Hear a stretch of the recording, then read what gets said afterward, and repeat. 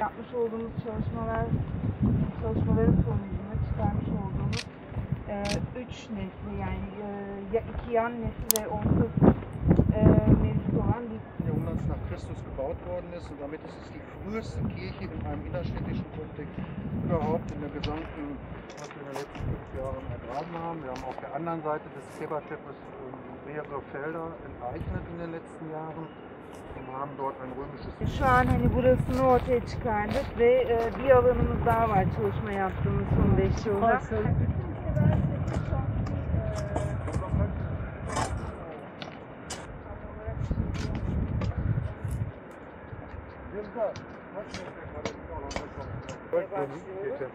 Orası yaklaşık 8.000 metrekare. Ne kadar kamulaştırıldı? Hayırlı olsun. Deprem, işte yangın veya işte bir Belki de beğenmediler, yeniden üstüne koydular. Yani Ona bir şey diyemeyiz şunu ama alıp mesela bunu devam ettirmek lazım. Çünkü o kupa baktığında bunun böyle devam ediyor olması lazım. ediyor olması lazım. Evet.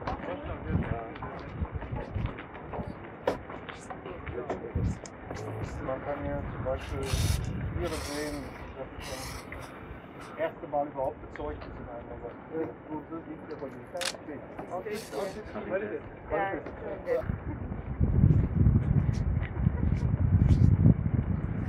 Ben öncelikle Sayın Valimize teşekkür ediyorum. Dülük Antik Kenti'nin kazısı yaklaşık 2007'den beri Alman Münster Üniversitesi'nden Sayın Profesör Engelbert vasıtasıyla kazılıyor. Tabii gönül ister ki 365 gün kazı yapalım. Sağ olsun Sayın Valimizin bugün ziyaretiyle birlikte inşallah daha hızlı bir hareket etme imkanımız olacak. Kaynakları birleştirerek, güçleri birleştirerek inşallah bundan sonraki süreçte daha hızlı hareket edeceğiz. Bu seneki yapılan kazıda bulunan dini bir yapının ve aynı zamanda da bir demirci atölyesinin açıldığını gördük.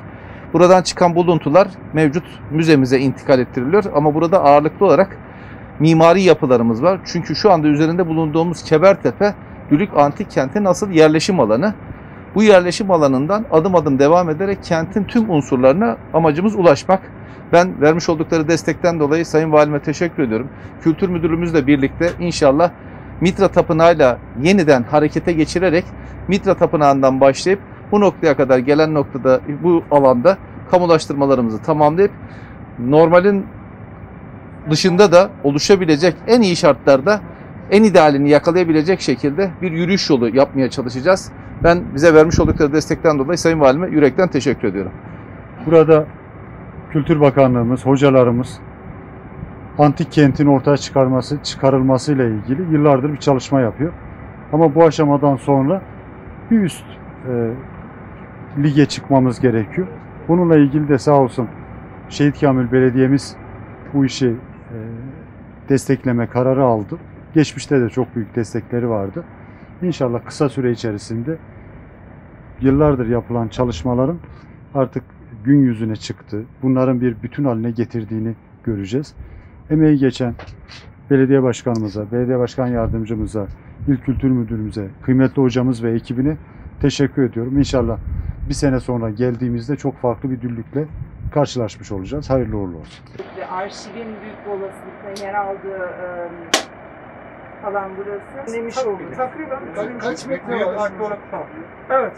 Yani arkeolojik park haline getirmenin en güzel yolu.